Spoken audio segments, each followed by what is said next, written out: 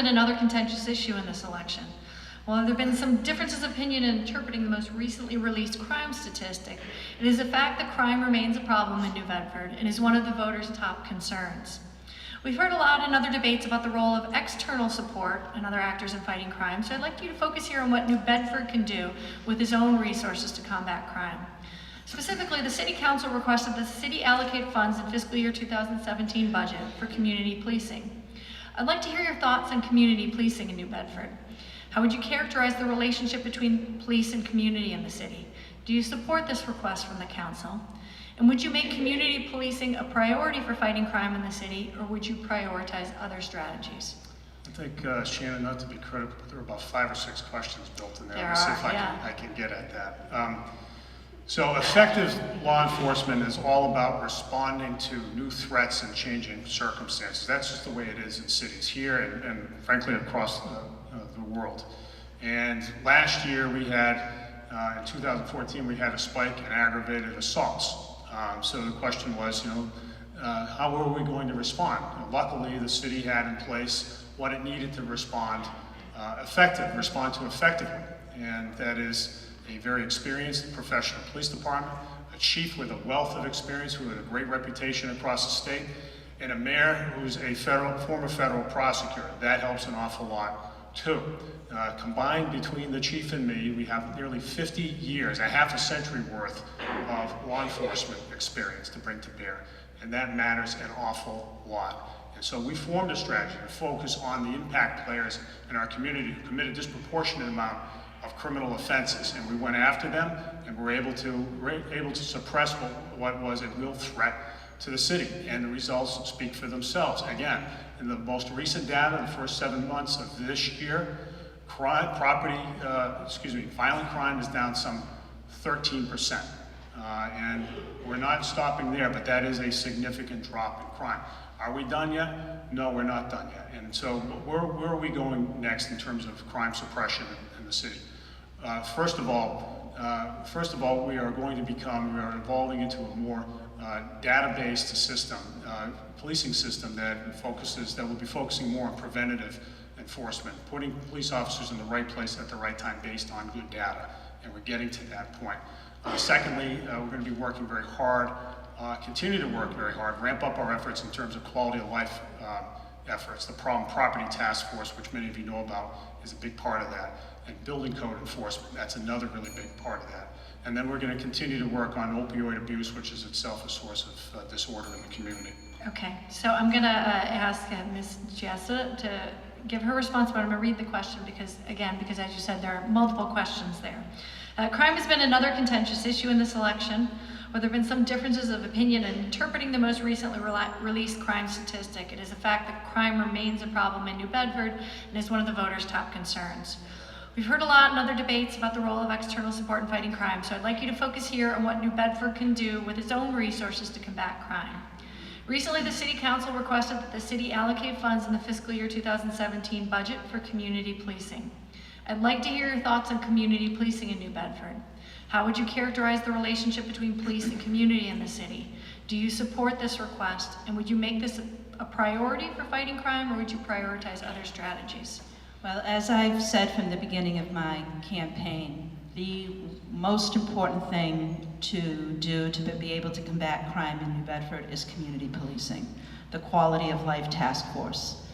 And as I spoke with the chief a few months ago, he told me that unfortunately there are only 2 police officers right now working on that task force, and we probably need at least up to 10, if not more. The mayor, unfortunately, has never stated what his plans for fighting crime is. He says that he works with the chief.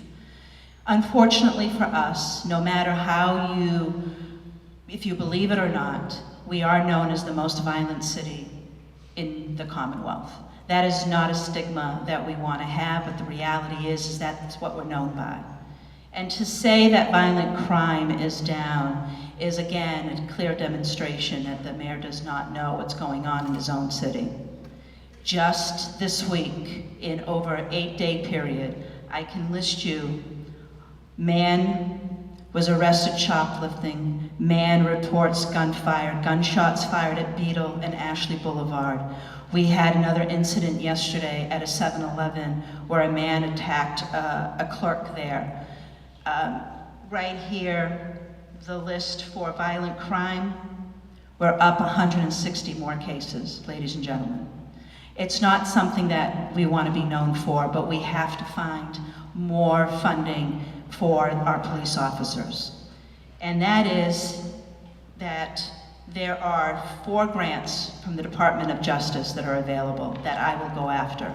And the mayor has said before that we just can't rely on federal grants. Well, you have to again lead and go after, be afraid of going after grants that may not happen. So that's my way of combating the community policing, is to go after as much federal funding as we can. Thank you. So now I will give each candidate a 1-minute rebuttal, starting with Mayor Mitchell. So it's interesting that to hear Ms. Giesta say that violent crime is not down, because I could have sworn that I read on your profile in Sunday's paper that you grudgingly acknowledged that crime is down when the reporter pressed you on it. So go back and look at Sunday's paper to refresh your recollection. The chief you quoted a few months ago as saying he's not getting what he needs is the same chief, of course, that you proposed to fire when you get into office. And what he would tell you on the topic of community policing is that the entire department, both in terms of its culture, in terms of its strategy, is geared toward community policing. It's geared toward interacting at the neighborhood level with neighborhood groups and getting to know the residents in the neighborhood so that they can be the eyes and ears to watch out for criminal conduct afoot in their neighborhoods. That's how it works in New Bedford. That's what we do. So, you know, the label community policing may mean a lot of things to people, but it's really about an overall approach to policing, which is what happens here in the city. Thank you. Ms. Giesta. I never said that crime was down, so I don't know where that quote is from.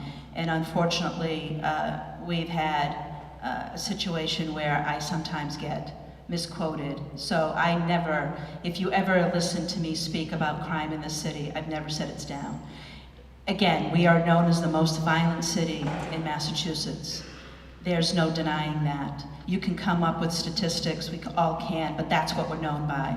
These are real lives, ladies and gentlemen. This is somebody's mother, this is somebody's father, this is somebody's brother and sister. We need to expand our community policing, our quality of life task force. We need to have our police officers out there day in and day out, speaking with the residents of every community, every neighborhood. Go into Ward 2, where I live, and you will see what people have to put up with.